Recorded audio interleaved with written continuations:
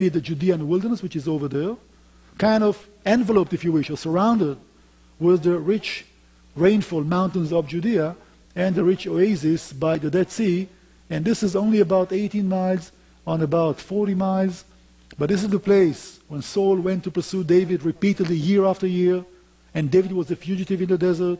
And years later, Christian monks, the whole monastic movement was really rooted in the desert over there, the Dead Sea Scrolls, etc. So a desert, because of its location, very close to the big cities, lots of hiding places. One problem, very few water sources. That means as a fugitive, you have to go to the water sooner or later. But it was a great place of meditation. That means that the desert, in the mindset of even the scriptures, is not a place of danger, not a place of intimidation, but a place that you are willingly going to be distracted from the noise in the big city, to encounter God. And therefore, so many prophets would leave the city, sometimes individually, sometimes groups of people, to go to the desert, not to be part of what some would call a corrupted Jewish society.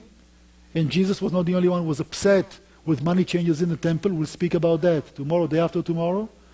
So keep in mind the desert close to Jerusalem, always a place of meditation, only a day walk away from Jerusalem.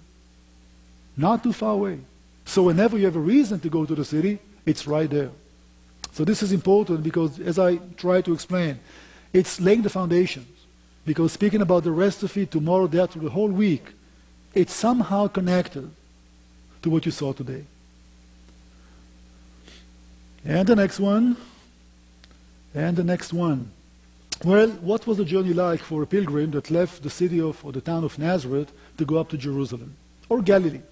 Well, you see, if you'd leave Nazareth to go to Jerusalem, and you would do that for the feasts, you will do that because of personal matters, you had three choices. The first one was to take the international road. You're going down from your town into the valley, and then you take the road and go down to the area of Joppa, and then you climb up to Jerusalem. That would be the easiest, but not the preferred one. Because part of preparing for your pilgrimage was the journey. You try not to interact, if possible, with non-Jews.